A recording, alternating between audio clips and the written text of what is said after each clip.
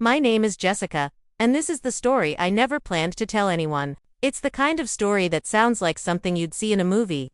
The kind that makes you question what love really means and how far people can go when money is involved. I was 34, working 2 jobs, and trying to hold my life together after my divorce. My parents lived in a small town in Missouri. My younger brother was in college, and my sister, well, she barely spoke to me unless she needed something. I wasn't rich, not even close, but I always believed that if I stayed kind and worked hard, life would eventually reward me. I just didn't know how heavy that reward would feel when it finally came. It was a cold Friday night when I stopped by the gas station after work. I was exhausted, the kind of tired that makes your bones ache. I grabbed a coffee and on a random impulse bought a lottery ticket. I didn't even look at the numbers, just shoved it in my purse and went home. That ticket sat there for 3 days until I saw on the news that someone in our town had won. My heart started pounding. I pulled the ticket out, compared the numbers, once, twice, 3 times. Every single number matched. I thought my eyes were playing tricks on me. I sat on the floor, shaking, laughing, crying all at once. I had just won $48 million. I didn't scream. I didn't tell anyone. I didn't even go to work the next day. I just sat there, staring at the wall, realizing that my life had just split into 2 parts, before and after that ticket. For the first week, I didn't tell a soul. I went about my days pretending nothing happened. But the more I thought about it, the more I wanted to know something that had always haunted me. If I had nothing, who would still love me? My family had always been complicated. My mom loved appearances more than people. My dad was quiet, always tired, always working, and my sister, Megan, was the kind who always wanted to know what everyone else had so she could have more. My brother Ryan was the only one who still seemed innocent, still called me Jessie like he did when we were kids. I thought about telling him first, but I stopped myself. I needed to know the truth, so I decided to lie. I told them I lost my job. I called my mom first, voice trembling, and said they'd let me go after budget cuts. She sighed, long and tired, like she had expected it. She said she'd pray for me, but she didn't offer anything more. I asked if I could stay at their house for a while until I found something new. She hesitated, then said, "You know your father doesn't like extra people around. Maybe just for a few days."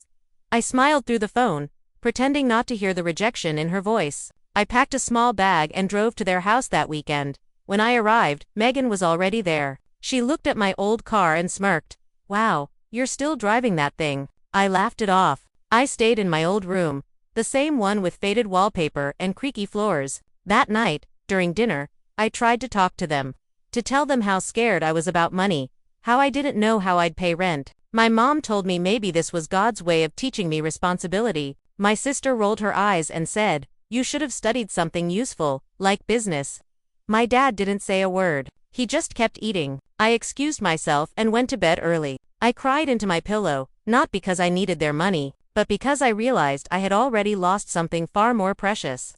The illusion that my family actually cared. The next morning, Megan came into my room and said she could lend me some money if I signed a paper promising to pay it back with interest. I looked at her and asked if she was serious. She was. That's when the idea began to grow in my mind, quiet and dangerous. I didn't know it yet, but that moment was the beginning of my revenge. I didn't sleep that night. I kept thinking about Megan's face, the cold confidence in her eyes when she talked about lending me money. It wasn't kindness, it was power. She wanted me to owe her, to remind me that she was doing better. I stared at the ceiling and thought about how I had always tried to help her when we were younger, how I'd driven her to job interviews, how I'd lent her money when she couldn't pay her rent. And now, when she thought I was broke, she wanted interest. That word echoed in my head until it stopped sounding real. Interest. The next morning, I drove to the nearest bank, quietly set up a trust fund with part of my winnings under another name, and told myself that from this moment forward, no one would ever use me again. That weekend, I stayed at my parents' house longer than planned. Every conversation felt colder. My mom talked about how Megan had just bought a new house and how maybe you can learn from your sister's stability. My dad barely spoke, just nodded occasionally, never meeting my eyes. I tried to test them in small ways. I asked my mom if she could help me with groceries, maybe lend a few dollars until I got back on my feet. She looked uncomfortable, said things were tight and that I should try to be independent. Megan laughed from across the table. "Jess, you've always been dramatic. You'll figure something out." I smiled politely, but inside, I was memorizing every word, every look, every selfish pause. 3 days later, I left. I hugged them goodbye, thanked them for letting me stay, and as I drove away, I looked at their house in the rearview mirror and felt a strange calm wash over me. They had shown me who they were, and I believed them. I rented a small apartment 2 towns over and quietly began to plan. I told everyone I'd found a temporary job at a diner, but in reality, I was meeting with lawyers, accountants, and a private investigator. I wanted everything to be clean, invisible, untraceable. No one would ever know I had $48 million sitting in the bank. Not until I wanted them to. Months passed. Megan barely called unless she needed to brag about something. My mom sent me chain prayers and subtle reminders that I should take responsibility for my failures. My dad sent nothing at all. Ryan called once in a while, asking how I was. He never asked for anything, just wanted to talk. Those conversations were the only ones that still felt real. I decided I'd protect him from what was coming. One day, I called Megan and told her I was thinking about starting a small business, maybe a bakery, but that I didn't have enough for the initial investment. She perked up immediately. You know, she said, I could partner with you if you give me controlling shares. You're not really a business person, Jess. I could handle the money side. I asked if she was sure. She said she'd think about it as long as I could find the rest of the capital. That night, I smiled for the first time in weeks. She'd taken the bait. A few days later, I showed up at her new house with fake paperwork, fake business plans, and a fake story about an investor who needed to see financial responsibility from both of us. I told her if she could transfer $50,000 to a joint account, it would prove we were serious. She didn't hesitate, not because she believed in me, but because she thought she'd control whatever profit came next. She transferred the money that same day. I watched her do it, smiling the entire time, and thanked her like a helpless little sister.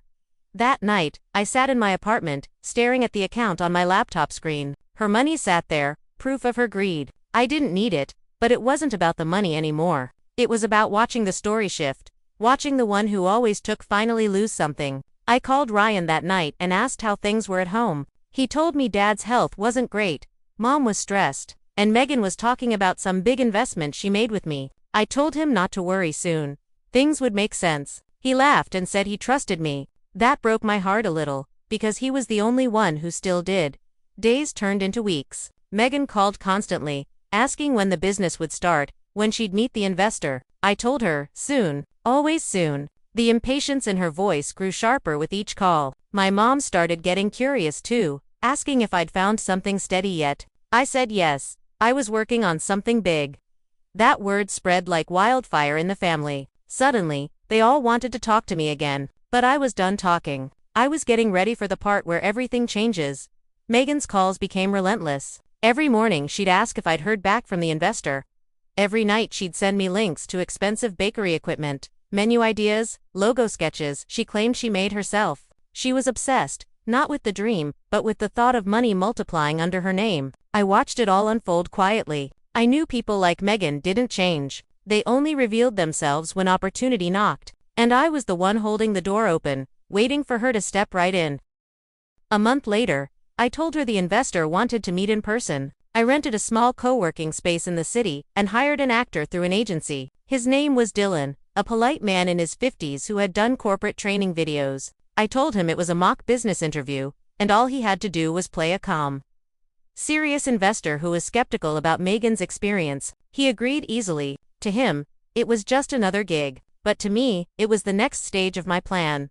The meeting day came. Megan wore her most expensive dress, heels that clicked like she was announcing her arrival to the world. She walked into that office like she owned it. I introduced her to Dylan, who played his part perfectly. He asked about financials, profit margins, business management. Megan answered with empty confidence, quoting random phrases she must have picked up online. She exaggerated everything, her experience, her education, even her so-called success. I stayed quiet, nodding along. After 20 minutes, Dylan said, I like Jessica's ideas. She seems grounded. I'm willing to move forward if she manages the funds herself.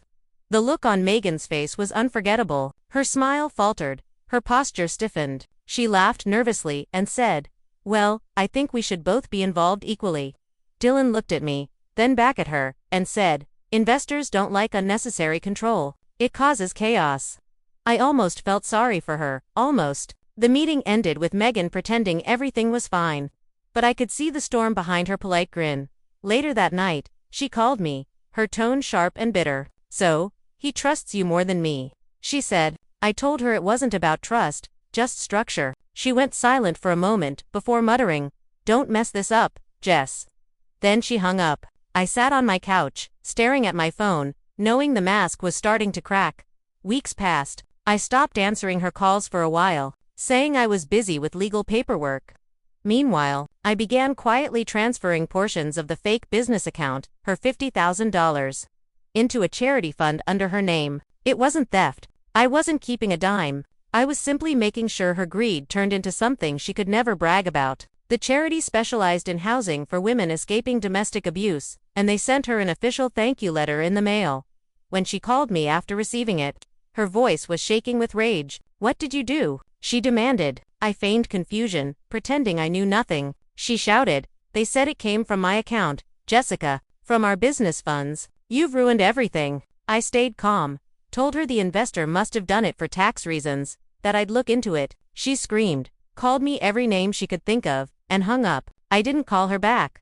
A week later, my mother called. Her voice was cold. She said Megan was accusing me of stealing her money, of lying about everything. I told her that wasn't true, that I'd done what I thought was best. My mother said, "You've always been jealous of your sister's success."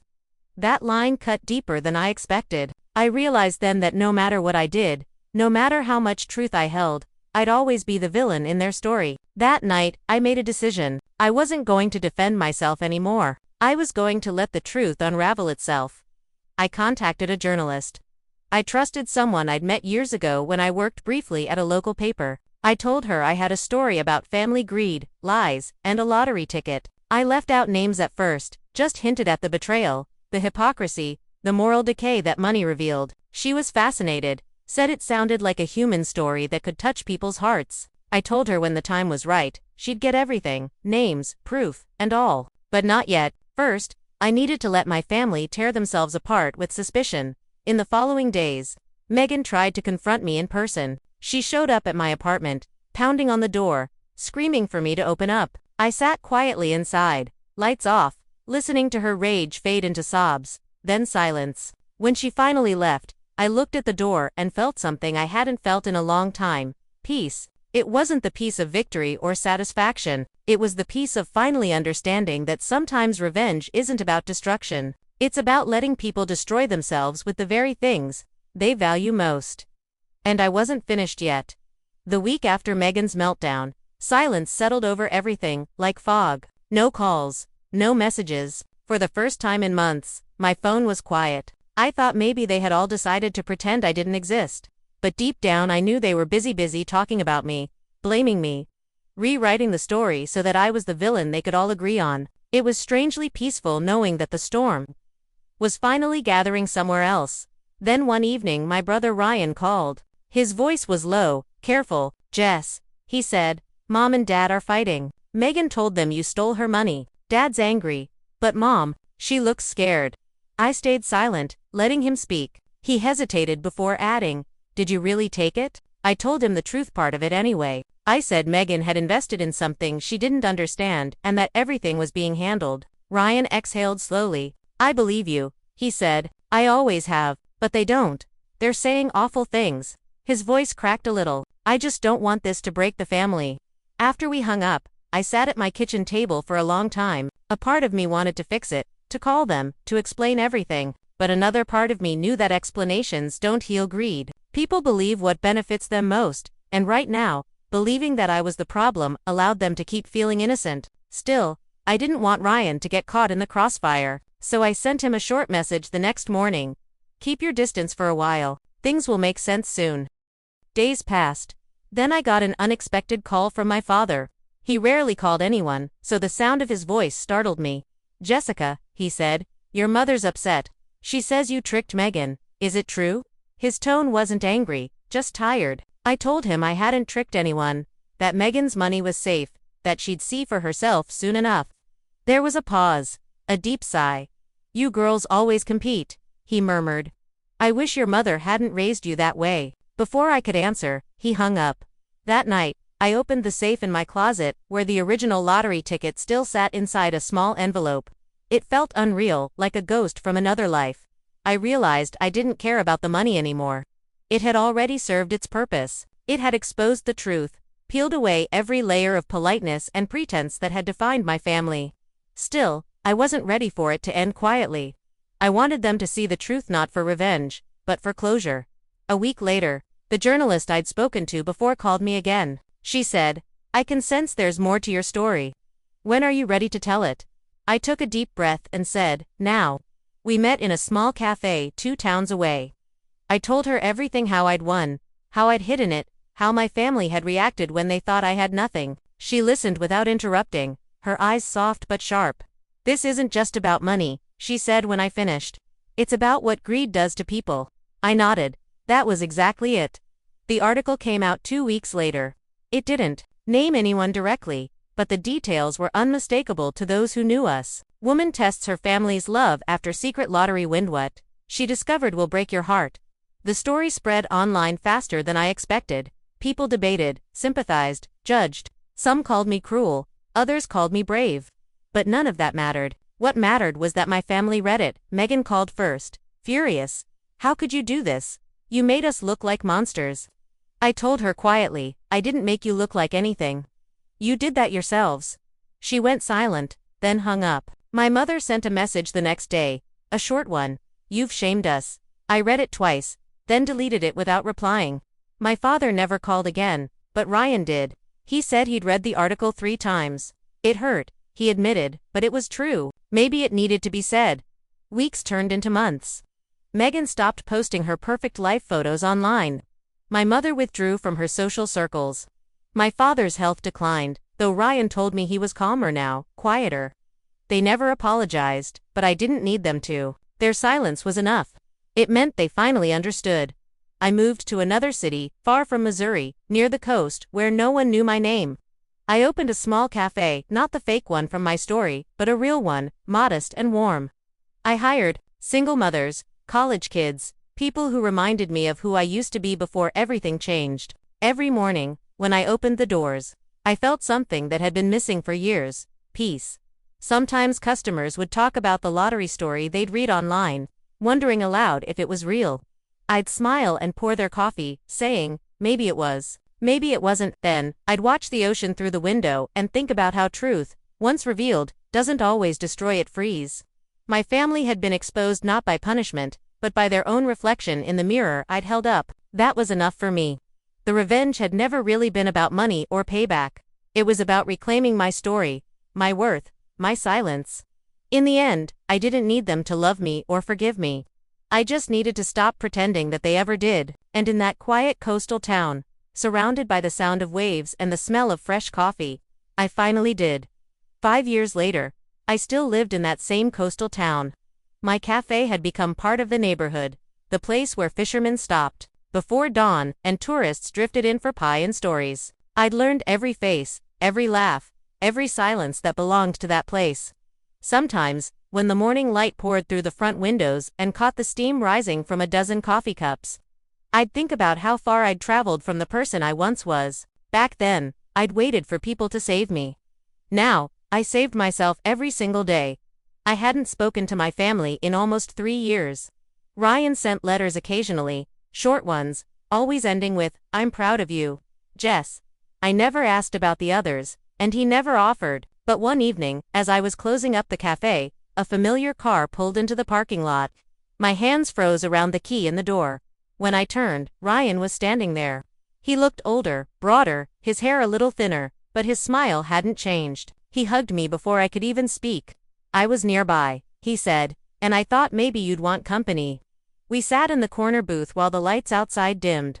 He told me Dad had passed the previous year, peacefully in his sleep. Mom was living with Megan now. "They don't talk much about you," he said gently, "but I think about you all the time." I didn't know what to say. The grief came quietly, not as tears, but as a soft ache under my ribs. "I didn't mean to break the family," I whispered. Ryan shook his head.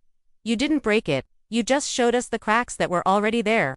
We sat in silence for a while. Then he slid a small envelope across the table. "Dad left this for you," he said. Inside was a folded note, written in my father's small, careful handwriting. "You were right to walk away. Sometimes truth hurts more than lies, but it's the only thing that lasts. I stared at the paper until the words blurred. For years, I'd carried guilt like a shadow. That simple line finally let some of the weight fall away. After Ryan left, I locked up and walked down to the beach. The night air was cool and smelled of salt and rain. The ocean moved like a living thing, endless and patient. I thought about Megan and my mother, how their lives had become small, confined to the same house and the same memories they refused to confront. I didn't wish them pain. I just wished they would one day understand that love built on conditions isn't love at all. Over the next few months, the cafe grew busier. Local newspapers wrote small pieces about the lottery woman who found peace by the sea. I never confirmed it, never denied it. The legend was enough. It belonged to everyone who needed a story about starting over. Some mornings, tourists would ask, "If you really won all that money, why open a cafe?" I'd smile and say, "Because happiness doesn't come from what you win, it comes from what you build." They'd laugh, thinking it was just a line, but it was the truest thing I'd ever learned.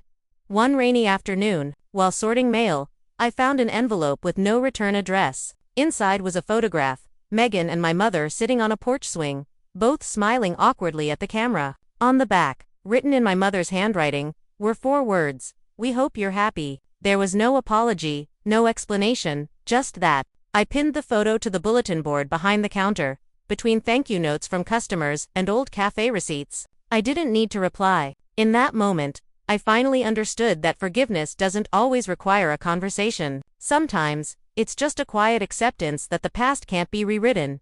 Years passed. The cafe became known for its hope pie, a recipe I'd invented one sleepless night, blueberries, lemon, and a crumble of sugar that melted into something bittersweet. People said it tasted like nostalgia. I never corrected them. It tasted like truth to me.